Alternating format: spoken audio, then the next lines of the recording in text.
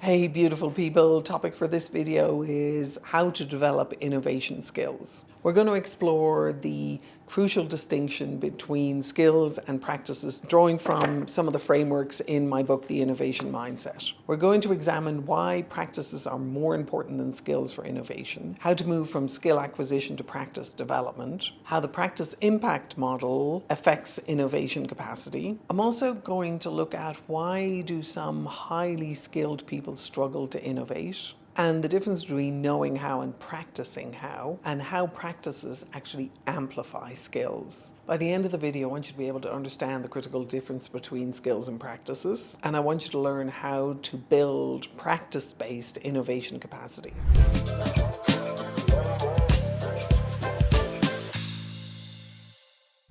So let's start with a simple definition and analogy that I think will help you as we start to think about the difference between skills and practices. Think of skills as your toolbox. You're skilled at listening, you're skilled at writing, you're skilled at critiquing writing. You've got a bunch of skills that are useful. If you want to start thinking about building practices, it's really how you're going to leverage those skills to do amazing things in the world. There's no point in having a whole bunch of skills if you're not putting them into practice and leveraging them to do things that you wouldn't otherwise be able to do. So one metaphor that a cool friend of mine gave me is, think of it as your toolbox. Your skills are your toolbox. Your practices are how you use those tools to build a house.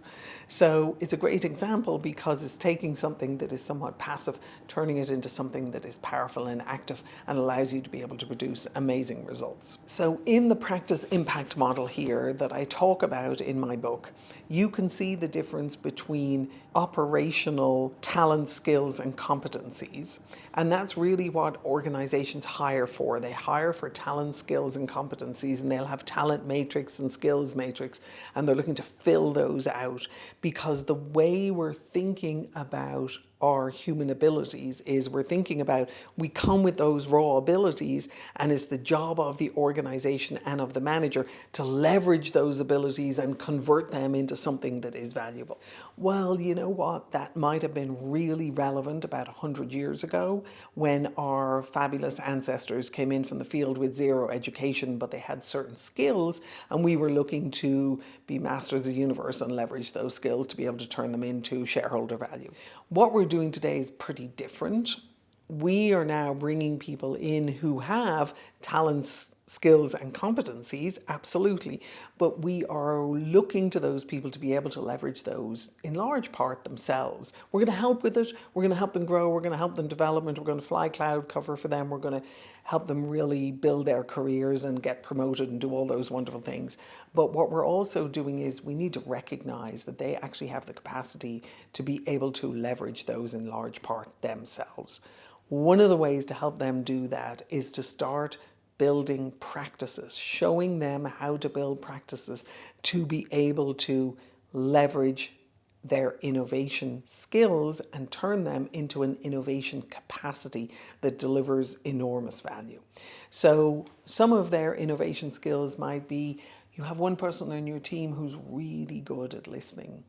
If there's someone on your team who's really good at listening, your job as a leader is then to help them translate that listening capacity into an ability to actually be able to see opportunities for innovation, opportunities to be able to build trust with different parts of your organization, opportunities to be able to engage other people in a process of doing design work together, and an opportunity to be able to, a willingness to listen to people in a way to bring disparate ideas and disparate thinking together in a way that will come up with innovative ways to solve some of the problems that you're dealing with. So think about that transition and think about your role in helping people make that transition. As you ask this question, how to develop innovation skills, what do you think is holding you back from being more innovative? Drop a note in the comments below and let me know whether or not you think it's lack of time, it's lack of understanding, it's lack of courage as you start thinking about what would it mean for me to be more innovative. What What I'm hoping to be able to deliver for you here is the beginning of understanding how practices and deliberate practices are actually going to help you be more innovative and leverage those innovative skills that you already have, because we're all born with a certain amount of skills, and we're going to leverage those to be able to build innovation capacity for ourselves so that we can begin to innovate within our organizations and our teams and add lots more value than we're currently doing as we sit on our skills and wait for someone to activate us. So as you start thinking of some of these practices that you want to start building that will leverage your skills, recognize that in terms of sophistication of understanding, which leads to value creation, if we simply have talents, they're not really doing anything until we figure out how to leverage them. Skills, to a certain extent, allow us to be good at doing certain things, but they're pre-prescribed certain things. That would increase our impact by about 2x. As we build competencies, so we get better at something, we get more kind of professional at something, that might give us 4x improvement in the impact that we can have. But if you start looking at practices and you build practices on top of those skills and really leverage those skills with your own practices or with practices that I identify in the book, The Innovation Mindset, you will begin to start seeing a 20x impact. So let me give you an example of that. So you have someone on your team who has an amazing skill at seeing opportunities. Bully for them, that's totally fantastic. Now what we're going to do is we're going to help them with a deliberate practice, and this could be helping you with a deliberate practice of making offers. And by that what I mean is identifying someone inside your organization who can be your internal customer for a value proposition that you want to make to them. And what you do is you identify with the resources that you have what you think you can offer to them and how long it's going to take to deliver that and how much value it's going to deliver them, how you're going to measure it, and you ask them whether or not that's something that would be valuable for them. Now, you're not asking them for more resources, you're not asking them for a whole lot more support, you're simply saying, given what you're trying to do, given what I already have control over, which would be my team or just myself or me and my team, I'd like to offer to be able to do this for you that would be of value to you. What you're doing there is you're taking a practice of making offers, you're taking your skill of being able to observe possibilities or opportunities, and you're translating it into something of value that could be valuable for, say, your boss. Now, if you're in a position where you want to be seen to be more innovative and develop innovation skills because you want to get yourself promoted, this is a fantastic way to do it. I run a program called Get Promoted, and what I've noticed in that program, the cohorts that go through it, once they actually start thinking of themselves as offer-making machines, people who are fabulous at making offers, they put themselves on the path to getting promoted very quickly. So you are going to 20x your impact if you can start thinking of a practice that sits on top of that ability to be able to see opportunities.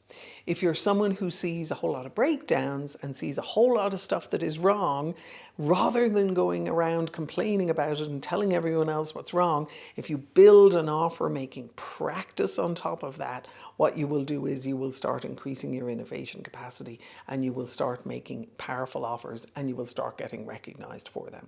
As you move up the ladder on the practice impact model, what you'll start seeing is there are practices above the simple making offers type practices.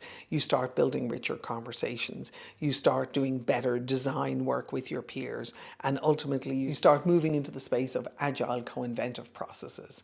Once you start doing that, you are now co-creating with people cross-functionally in a way that really drives innovation inside your organization. So if you're looking to develop innovation skills, I invite you to start thinking about developing innovation practices and start seeing innovation as a practice. Start paralleling it to some of the other practices that you have in your life and the amount of energy and effort and patience and persistence that you put into those.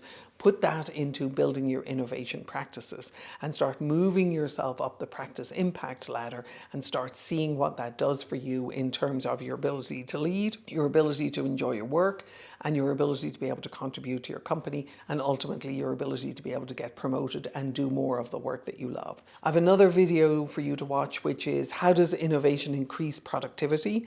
And if you can start seeing yourself in the middle of that, you'll start seeing how it is you build your innovation practices and how they can improve productivity. I wish you the very best of luck. Enjoy the process. Thank you.